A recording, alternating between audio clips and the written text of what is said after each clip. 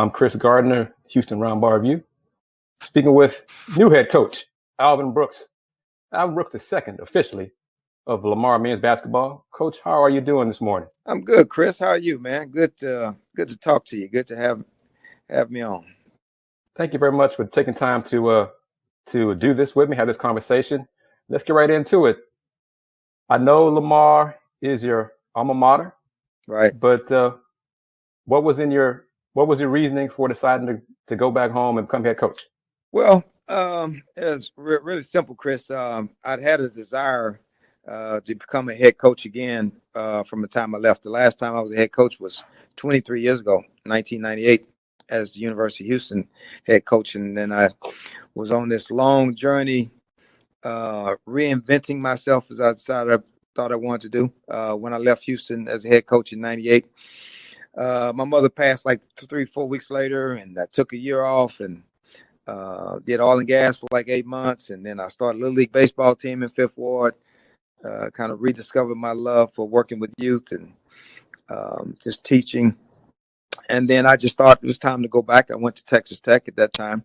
And I just as I reviewed everything that I'd done, I just wanted to reinvent myself, get better, and then hopefully get the opportunity to do it again. And so here I am. So, opportunity presented itself. And I actually, believe it or not, as I was speaking with a search firm, which they're heavily involved in hiring coaches nowadays, my desire was to go somewhere where they had an opportunity. Well, I would have an opportunity, I should say, to jumpstart a program that wasn't doing very well, to re-energize it, to rebuild a program, to get back to the tournament level that hadn't been there in a while. I hadn't been there at all. And I had a few other places in mind. I did not have Lamar as one of those places, to be honest with you. All right. And so it just so happened that as things were unfolding, the timing, Lamar came about. And then once it came about, they said, well, how about your old school? And I said, wow, that'd be good. So that is kind of what I prayed for. There's an opportunity that not just to do it again, but to go somewhere where I could have a chance to really re-energize a place and kind of build it. And, because I've been a part of rebuilding at several places, not Houston. And when I went to A&M, they'd never won in the Big 12. And proud of us getting there. I went to UTEP, they'd won 4 games a year before 6 games. And then North Texas, they won 3 or 4 the year before. So I've been a part of rebuilding. So rebuilding didn't scare me. So it's a lot of work, but I kind of thought it was something I wanted to do. And so when the Lamar situation came about, I thought, man, his is perfect. It's my old school. I was working at the University of Houston, which is my hometown school.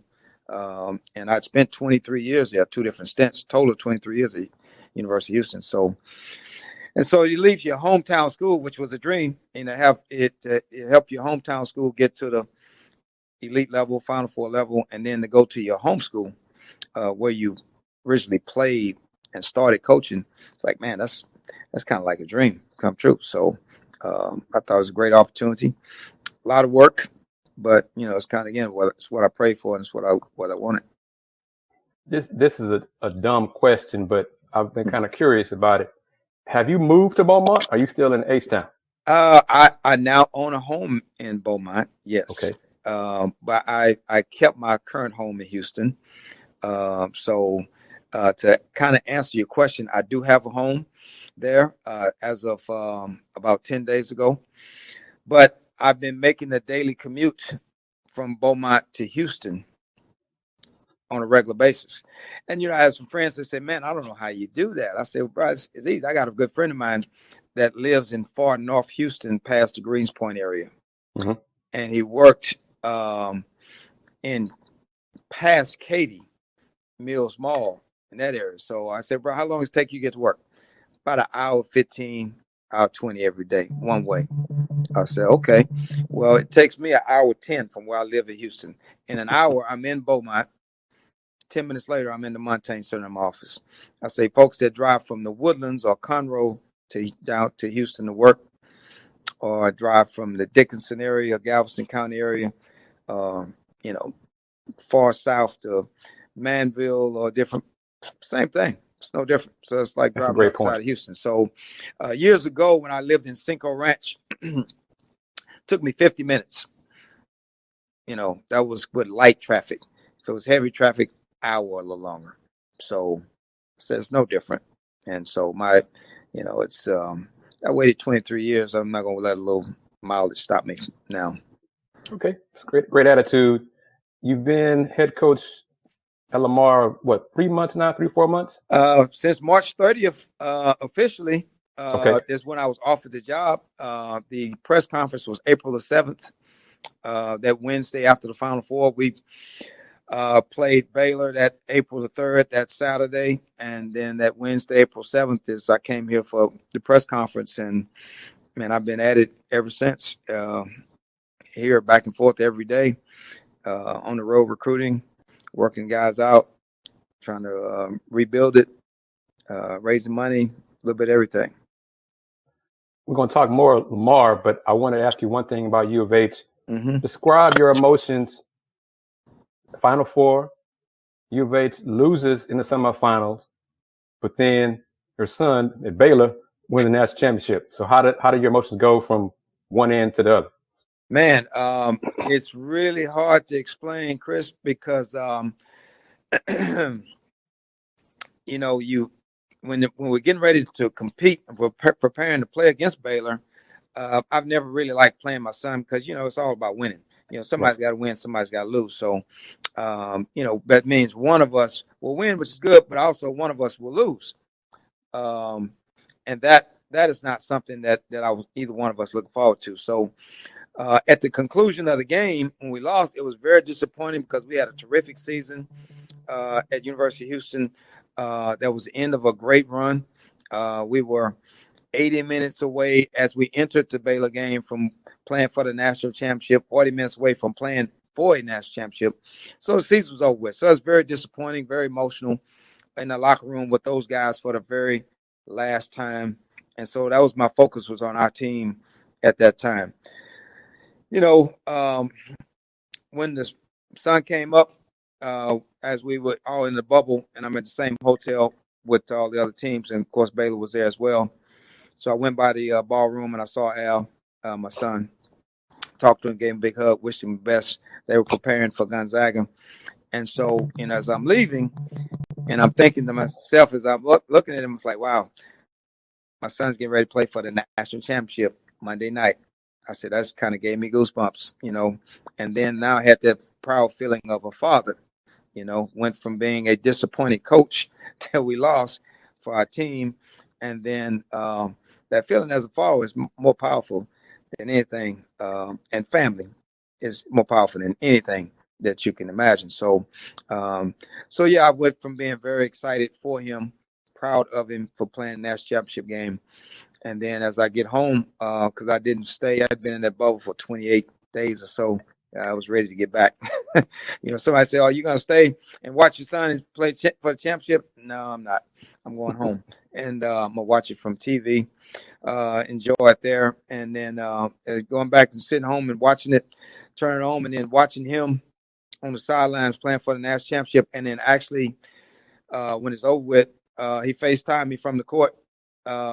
And man, that was awesome watching him and seeing the confetti fall down and just the excitement he had of winning the national championship. Really, really proud of him because he's done it the right way. He's worked his way up, started in the junior college level, works his way up. And actually, that was his third national championship. So first at Division I level, 1-2 in junior college. So it was good. Let's talk about your staff at Lamar. Who's on your staff and what do you like about the staff and why did you hire these guys to join you at Lamar? Well, I think when you win, and I think in any organization, whether it be sports, as we're talking about a basketball, or you're talking about a professional organization or any successful CEO, what he's done well is put together a really good staff. And so when I left University of Houston as a head coach 23 years ago, one of the things I studied and I did a in-depth, Q&A with different people and reading about was what made different CEOs of sports organizations, whether it be football, basketball, baseball, oil and gas companies, print company, whatever. What made them successful? Well, it was their vision, their plan, but it started with staff. And so I thought that was one of the things that I could do a better job of as I get the second opportunity to be a head coach, was put together great staff. So I'd already put down, I wrote kind of in my notes about each position that I was going to hire, what that position needed to be able to bring to the table. So that way I kind of took some of the, whether I like a guy or not, whether the emotions are tied to it, whether it's a relative, it doesn't matter. That who I hired at that position had to fit the bill for those things I needed for that position. So, and I had one position, and then you had the other second position full time, and then the third position and full time guys are the guys that actually recruit, on the floor coaching, doing those different things. So I tried to have one guy that was an elder statesman of the staff, that had been a head coach at some level, had great experience at the Division I level, really was successful at being, my word that I was using for each one of those guys was being a servant leader. And that was important to me because as you know, there's all different types of leadership. Some guys are taskmasters, some guys lead by intimidation, some lead by, having everybody do everything for them. But servant leaders are different, I think. They serve their communities, or serve their people, and they're invested, and they've done so. So I was looking for that. So I needed everybody. I just want those guys to be servant leaders. I need somebody to be more older, more experienced, and really good in this part of the country, in this part of the United States. In this, within 100 miles of Beaumont, there is a lot of really good student athletes. And then if you expand it out to our state of Texas, and then we're close to the Louisiana state line, then there's enough here. And you can sprinkle in with a few guys from abroad. So I needed somebody that had demonstrated ability to recruit and develop young men in those areas and had great relationships. I needed one guy to be better on the defensive end of the court. I needed one guy to be better on the offensive end of the court. I needed all of them to be really good at developing young men on and off the court. I needed somebody to be really good at the analytics part of the game, and I'm an old school guy.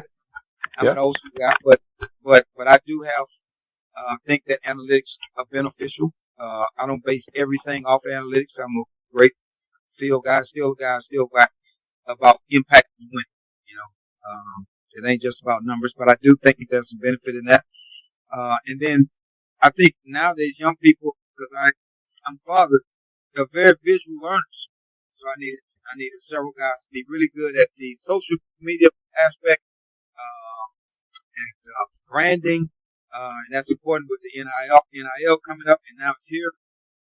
So each one of those guys need to be not all good at all those things, but each one of them bring some level of expertise to that, for us for that. And then you put together really good staff, which is what we have. And so staff to me is like Chris, if you're putting together a basketball team or a football team. I mean, if you put together a basketball team, you're not going to recruit all guards, right, or all shooters, or all bigs, and all bigs that can only play around the basket. You're going to have a mixture of things. And so I think the best staffs I've been around, and I've been blessed to just came off a Final Four team.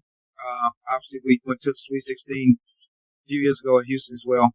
But that was my Houston. That was my fourth Sweet 16. So I've been to the Sweet 16 at Texas A&M and went to the Sweet 16 at Lamar. So different. Been to the tournament different places. So that wasn't my first time experiencing success. So the thing that those staffs had in common that what we rebuilt and won at those different places were we had a level of expertise each guy brought to the table. And it's crazy how players can recognize if staffs are working together or are competing against one another. And then it is impossible to have a close-knit team and organization if your staff is not together and organized. So it was important that I kind of had an idea what I wanted to do. I kind of written it down, and like the first time I got the opportunity at Houston, I was 33. And then, I just really, man, who am I going to hire? At that time. Well, this time around, I already had a list. And, I remember some guys calling me and said, hey, man, coach, I want to send you my resume. I want to do this. I want to talk to you. I said, well, we can talk. I don't really need your resume. Unless I'm hiring you. That's put on paper is for HR when it's time to hire you. Your resume is basically been your body work that you've done over the course of time. And I've kind of watched you from afar. And what I haven't seen, I can make a few phone calls and figure it out. And nowadays with social media, just like when you recruit, and I look at social media, a lot of young men and all the people connected to them to see kind of what they're like and what they're about. Well, you can do the same with coaches. You can find out a little bit about us. Some of us are old school and don't take to social media a lot, but you can, for the most part, everybody does a little bit of social media. So the staff I put together, I think, is really good. Wendell Moore, who came from Preview, they won the SWAC the last 3 consecutive years. Been around for a long time. Wendell was at Tulsa when they won Conference USA. When I was at Houston, when Conference USA was there, he was with Danny Manning on Danny Manning's staff. So he's won a lot. Coached junior college, coached against my son when I was at Fort Smith. He was at the Redlands in Oklahoma. He's also been at UMKC. He coached with Rex Walters at Florida Atlantic. So he's been in Texas recruiting for a while. He's also kind of been in the states in that border Texas, still recruiting in that area. So veteran guy, really guy. Then you got Charles Harrell. Charles was a head coach at Arizona Western. Left Arizona Western after 10 years as head coach to join us, which I'm very excited about. Charles had a 71% winning percentage at Arizona Western. Charles is from San Antonio originally. Charles was with us at Texas Tech. I was at Tech as an assistant. He was a manager. Then he stayed on and worked for Coach Knight, Bob Knight. Then Charles stayed, and then Charles was at UTEP with us, actually, when we went to turn UTEP around as a GA. So Charles spent a little bit everywhere. He actually was an assistant at Weber State when Damian Lillard was there. So okay. He's been around a little bit, had a lot of success. And then Mikhail McLean, who was the first guy I brought, he was the first guy recruited back to Houston. Mikhail went to graduate Second Baptist High School. And he's originally from the Bahamas. And he played AAU ball there in Houston. Knows a lot of people there. He's the younger version of all of us, which I think you got to have infused in the youth.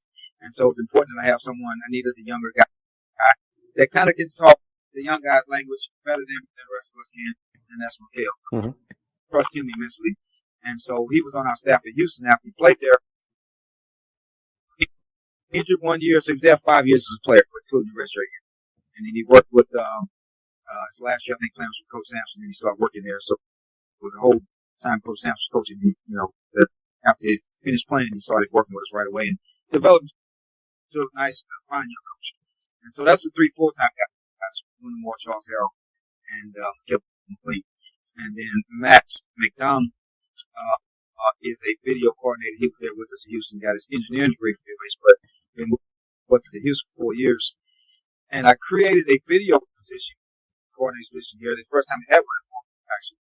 Okay. And so it was not that easy to get done, but it was a lot of work to get done. But we got Matt, and that's important that we have that, and that's part of our developing guys. And then, of course, Aaron Proctor is our other guy. He's our director of basketball operations. Aaron is originally went to high school in Houston, went, I think, a year of high school in California, but coached high school ball in Houston, was the head coach at North Forest, head coach at Alvin High School, assistant coach at Bel Air, coached AAU ball in Houston, but also worked in collegiate level. He came to us from Southeast Missouri State as operations guy. He West Plains Junior College, he worked there as assistant. Arkansas Fort Smith was assistant, and he was with my son Al at Kansas State as a GA when they back when they won the Big 12. So all of these guys, as you heard me talk, have Texas ties, every last one, and that was important. I think for us to turn around here and coming back to my home school, I knew they struggled, but it's been a little bit more of a struggle than I thought. For example, it's not been the tournament has not been a part of success here in a while on a consistent basis. So, that's something we're going to turn around. So, that part of that is the lifeblood of the program is your players, student athletes. And so, here in the Golden Triangle, they got a lot of good student athletes. And of course, I'm from Houston. My home is 80 miles exactly from Lamar's campus. And so, it's we've got to recruit this Golden Triangle area, Great Houston area, and branch out to the Metroplex in the state of Texas. And these guys can help us do that. What's been the response so far from colleagues about you and Lamar, and how has recruiting gone so far? In terms of the reaction, you and Lamar. Man, it's Chris, it's been surprisingly very, very positive, very good. I thought it would be positive, but it's been a bit of a buzz. It's been really good. We're in that honeymoon stage, but I've done it long enough to know that once the press conference is over, the honeymoon's over for us. It's time to work at that point. So when I inherited the job, Kasen Harrison announced the next day he was transferred. Then I think a couple days later, Davion announced he was transferred.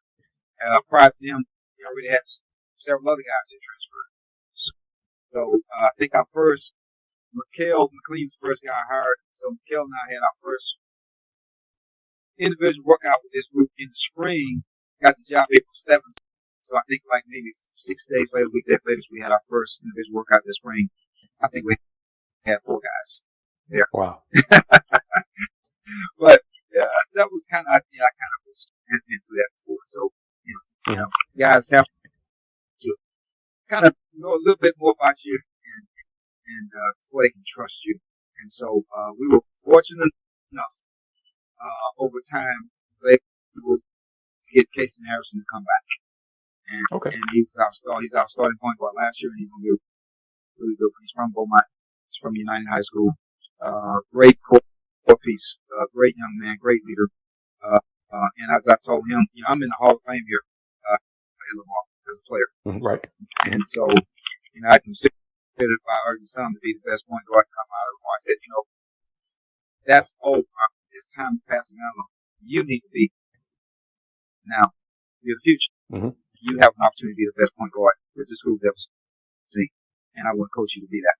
So, got him back. Davion decided to come back.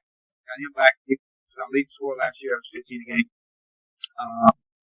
So we got those 2 back, and so I think the question was how was the response? Well, the response was positive enough that they, in case it changed their minds, and they saw a little bit of change. A little bit of buzz, some positive things going on. So, okay, I'm going to try this. And as we had some good conversations, and they thought they had a good future here.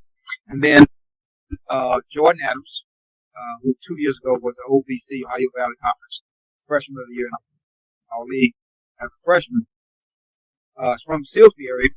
And then we were able to sign him as our first signee. So major buzz on that. A lot of excitement about that. Really good player, good young man. And then not long after that, we were able to get Valentine Cat, who's 6'8", big kid. He's from Orangeville. It's about 30 minutes away. And he was at South Plains Junior College, but because the NCAA gives him a year back, he will be a freshman again this fall. So good. So then that was between Valentine Cat and Jordan Adams. There's 2 local kids we brought in from the Golden Triangle, like Prospective, which we thought was generating some excitement here. And then we got Kasen Harrison to come back, Davion lead scorer to come back, and then we were able to get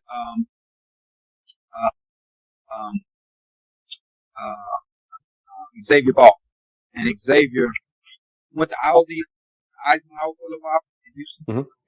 and then went to DeSoto in Dallas a little bit, moved around. Went to junior college, and now he's coming out of Logan Junior College in Illinois. Xavier 6'7", 230, good player. MVP of that region, in junior college region, when they went to the national tournament. Shots 41% from three.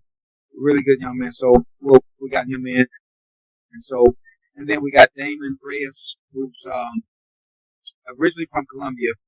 He's about 6'8" or 9", about 235. Really athletic. He'll be a freshman. He was at a prep school in North Carolina.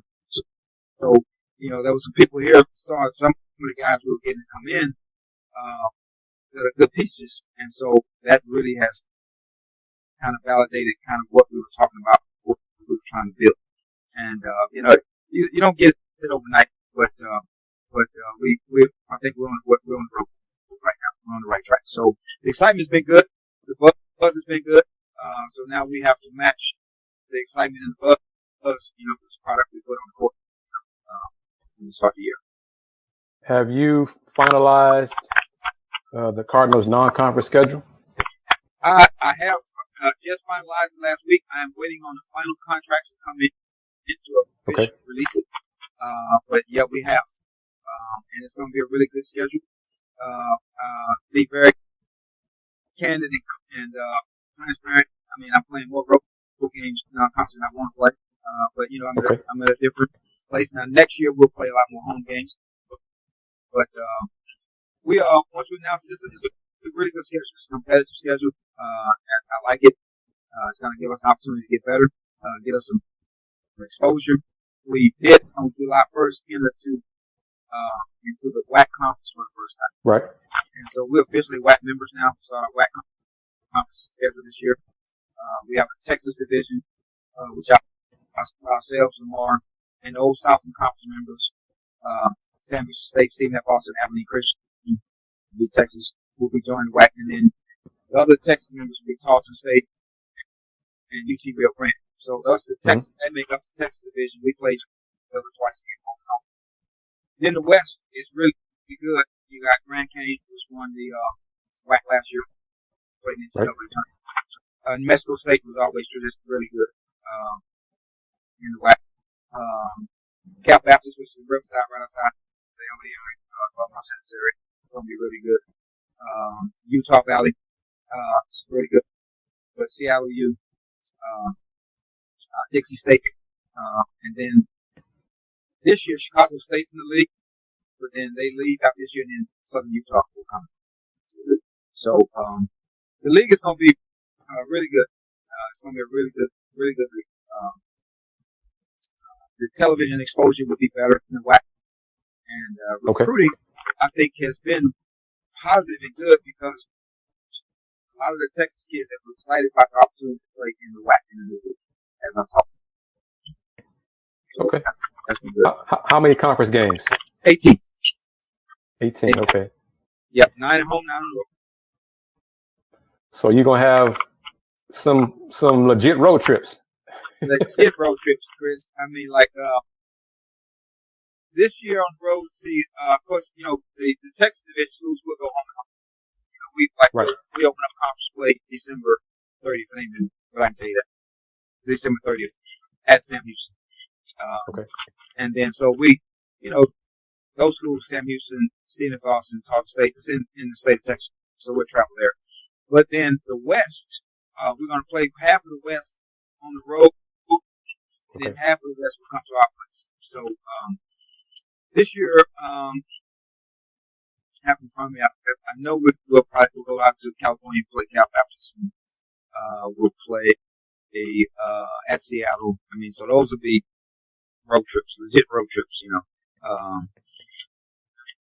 and then when Southern Utah comes to the league, we'll eventually be going out there. But I think the Dixie State is new to the league, and I think we'll travel out there. So we'll go west, and we go west. We're going, we travel far west because Seattle's actually in the far northwest. Right. That's going to be a bit of a road trip. So it'll be challenging, but it'll be good for us. The WAC conference tournament is in Las Vegas. This is great. Which would be good. So I think it gives us a chance to get a lot of television exposure, that kind of thing. So be good. Will the road trips be multiple? Like when you go to Cal, Baptist, and Seattle on the same trip? Yeah. We'll have travel partners. I can't think right off the top of my head who's the travel partner with whom right now in the West. Okay. But I think like Seattle, I think their travel partner may be like Utah Valley or something like that. We'll go from there to Seattle.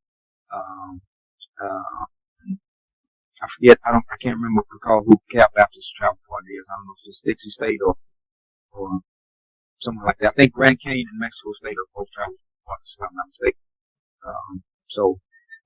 But yeah, we'll take a trip and go to those two schools who are travel partners, and then we'll come home, play home games, and then we'll go back out west again. So it's gonna be a little different for us here because we'll be flying out of Houston a lot, Right.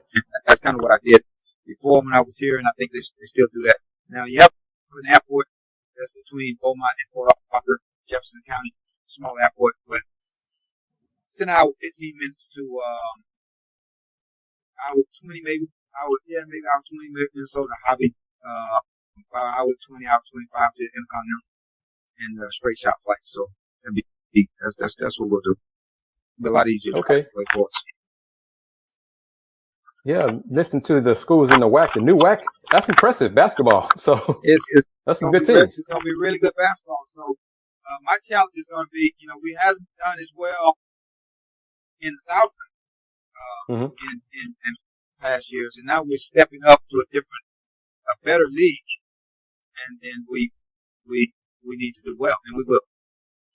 We will. How has Lamar changed from 1980s when you were there playing basketball to now? Oh, man. There's been some changes, and obviously the leadership is different, and the campus. There's some parts of it, like the library, is still the same. The student center is the same building, but they renovated it in 2018, and it's really nice now. Got a few Chick-fil-A and Smoothie King, Panda, some different restaurants in there. So that's different. Some of the campus is still kind of the same, which is kind of cool. But then like the living quarters for Cardinal Village where we live is totally different. Like I lived in Morris Hall when I was here. So Morris Hall is still now here, but it's not the same Morris Hall as when I lived. And thank goodness for that. But it's improved. So that's changed. Facilities are better. The Montaigne Center, I didn't play the Montaigne Center. We played in McDonald Gym. We had enough success over the years that the Montaigne Center, Mr. Montaigne, actually had the Montaigne Center built based on the success that we had going to the tournament on a regular basis and sell out games at home. So the facilities are good, and it's changed in that regard. That we've got some, the Montaigne Center still is functional. It's really clean, great place to play home games. You got a really nice functional campus. Campus is run. It's about 15,000 students now. About maybe 8,500 on campus, 9,000 on campus, which has totally changed. I think back when I was here, it was probably something like 5,000 on campus, 4,000 on campus. Kind of much, similar to like when I was at the University of Houston. When my first stint, it was probably 3,200 on campus back then. And so now it's probably 9,000, 10,000 on campus because the housing is improved. So that's changed things. So it's the same thing here. That's changed. So there's been some good changes here. We just got a new president, Dr. Jaime Taylor, that came from Washington University. Really good guy. I hadn't had a chance to meet him in person yet, just from abroad. But so there's some Marco Bourne is our athletic director. This is his third year, and he's got great vision for what we need to be, how we're gonna get there. So I like where we are, and I like the things that we're doing. Wrap it up with Coach Alvin Brooks II, head coach at Lamar. What are you looking for in prospective players to join your program? Man, we are looking for guys guys that are great young men. That when I say great young men, guys that value education, that value getting a degree, that want to do it through playing college basketball, and want to be a part of a program that will serve them in a way where we're going to invest in them as young men and help them graduate. I need guys that kind of understand that bigger is not always better, and because we're a smaller school, but we're also capable of competing with anyone. And nowadays you got when all these guys get in transfer portal, it's 1,700 guys in transfer portal this past year. Guys that understand that they're looking for somebody that's going to invest in them, and they want to have some fun, enjoying the game of basketball, play it, and be a part of a family atmosphere. And those kind of guys we look for. We look for guys that want to impact winning and win championships and do it through basketball and help people and invest in their community and those kind of things. And so, I kind of know I can, just like when I was in Houston, I could kind of look at certain guys, spend some time with them and say, that's a Houston guy. I've been here before and I've never was disconnected. So I know what a Lamar guy and a Lamar family looks like. Okay. And so they're never entitled. They're blue collar. They're hard workers. They're family oriented. They have the inability, as my guys at Wheatley taught us, when you have to have the inability to recognize defeat or deficiencies that keep you from being as good as you can be. And so that's kind of the same thing I'm looking for here. Looking for guys that have a great vision and ambition to shoot for the stars, play with the big boys, but do it, have some fun doing it, get your degree, build some relationships for life that'll help you beyond basketball. That's fantastic, Coach Brooks. We can wrap it up right there with that.